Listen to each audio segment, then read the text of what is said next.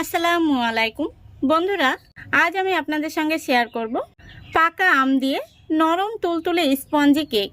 এখন কিন্তু বাজারে অ্যাভেলেবল পাকা আম পাওয়া যাচ্ছে, তাই বাজার থেকে কিনে কিন্তু খুব সহজেই বাড়িতে কেক বানিয়ে সকলে মিলে খেতে পারবেন। আর এই কেকটা খেতে এতটাই দুর্দান্ত হয়, বাচ্চা থেকে বড় সবাই খুবই পছন্দ করবে। তাহলে চলুন আজকের এই রেসিপিটা দেখে নেওয়া যাক। আশা করছি আপনাদের ভীষণ ভালো লাগবে এবং উপকারে আসবে। তাহলে চলুন শুরু করা যাক।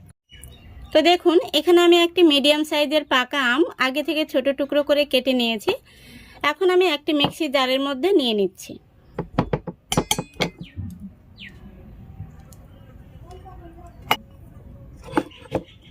এবার খুব ভালো করে আমি একটি পেস্ট তৈরি করে নেব। দেখুন, খুব সুন্দর করে আমি পেস্ট তৈরি করে নিয়েছি। এই দেখুন, এর মধ্যে কিন্তু কোনো রকম জল দেওয়া যাবে না। আর এরকম একটা স্মুথ পেস্ট বানিয়ে নিতে হবে। এখন আমি এটাকে একটা সাইডে রেখে দিচ্ছি। এবার আমি নিয়ে নিচ্ছি একটি মিক্সিং বোল। তারপরে নিয়ে নিচ্ছি দুটো ডিম। ডিম দুটো আমি ভেঙে নেব। আপনারা চাইলে একটি ডিম দিয়েও বানাতে পারেন অথবা দুটি ডিম দিয়েও বানাতে পারেন।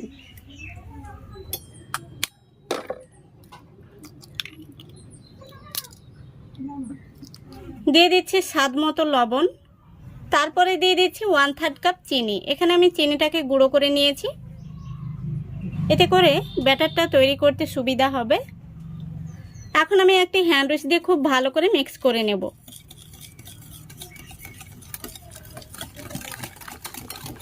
দেখুন, খুব সুন্দরভাবে মিক্স করা হয়ে গেছে। এখন আমি এর মধ্যে দিয়ে দিচ্ছি 2 টিস্পুন সাদা তেল।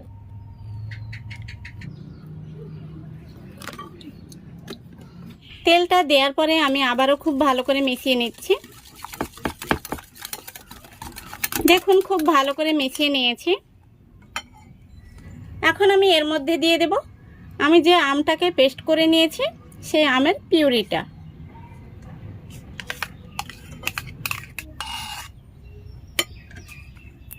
আমের পিউরিটা দেওয়ার পরে আবারও খুব ভালো করে মিক্স করে নিতে হবে। তো বন্ধুরা, পাকা আমের কেক খেয়ে না থাকলে একবার হলেও এইভাবে বানিয়ে দেখবেন। একবার খেলে রোজ বানাতে ইচ্ছে হবে। দেখুন, আমের পিউরিটা দেওয়ার পরে আমি খুব ভালো করে মিশিয়ে নিয়েছি। এখন আমি এর মধ্যে দিয়ে দেব 10 টাকা দামের 1 প্যাকেট আমুল গুঁড়ো দুধ। এই গুঁড়ো দুধটা দেওয়ার কারণে কেকের টেস্টটা কিন্তু দ্বিগুণ বেড়ে যাবে। গুঁড়ো দুধটা দেওয়ার পরে খুব ভালো করে মিশিয়ে নিতে হবে। লক্ষ্য রাখতে হবে কোনো রকম যেন দলা পেকে না থাকে। দেখুন, খুব ভালো করে মিশিয়ে নিয়েছি। এখন আমি এর মধ্যে দিয়ে দেব 1 কাপ ময়দা। ময়দাটা আমি আগে থেকে চেলে নিয়েছি, আপনারা অবশ্যই চেলে নেবেন। সেই সাথেই আমি আরও 2 চা চামচ ময়দা দিয়ে দিলাম। এখন আমি হ্যান্ড উইস্ক দিয়ে খুব ভালো করে মিক্স করে নেব। হ্যান্ড উইস্কটা এইভাবে যে কোনো একটা সোজাতেই ঘোরাতে হবে।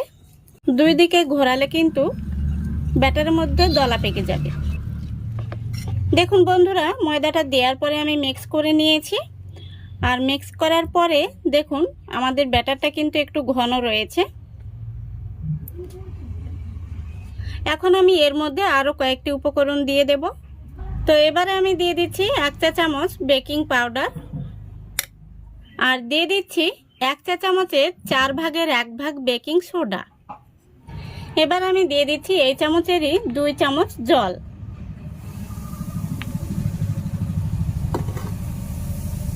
এবার খুব ভালো করে আমি মিক্স করে নেব।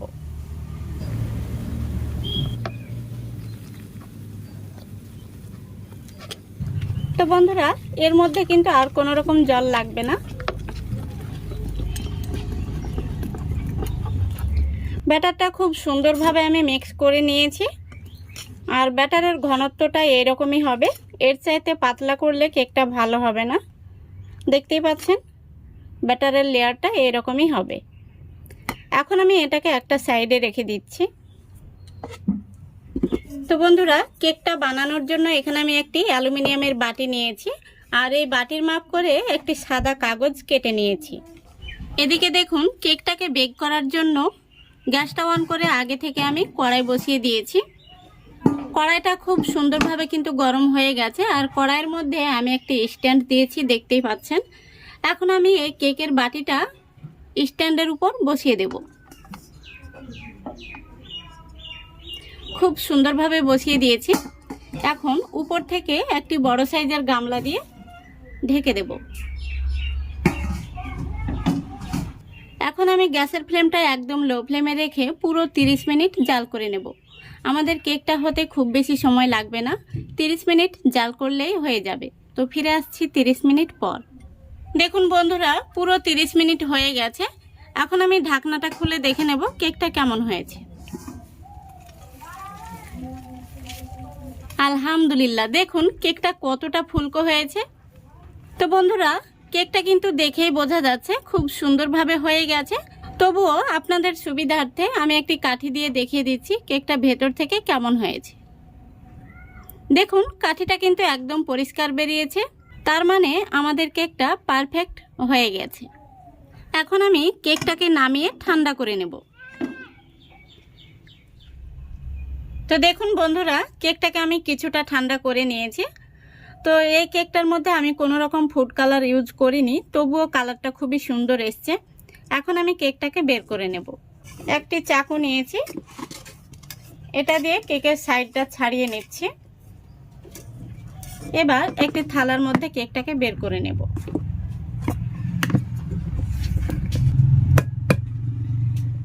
দেখতেই পাচ্ছেন কেকটা কত সহজে বের হয়ে চলে আসলো। আমি যে কাগজটা দিয়েছিলাম সেটা উপর থেকে তুলে নিচ্ছি। কেকটাকে আমি সোজা করে আপনাদের দেখিয়ে দিচ্ছি। এই দেখুন কতটা নরম তুলতুলে আর স্পঞ্জি তৈরি হয়েছে। তো বন্ধুরা, এখন আমি কেকটা আপনাদের কেটে দেখিয়ে দিচ্ছি।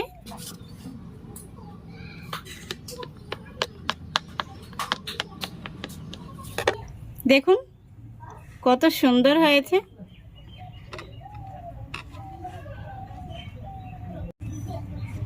আশা করি দেখতে পাচ্ছেন। আমি আপনাদের কাছে থেকে দেখিয়ে দিচ্ছি কতটা নরম তুলতুলে তৈরি হয়েছে। কেকটা আমি পিস পিস করে কেটে নেব।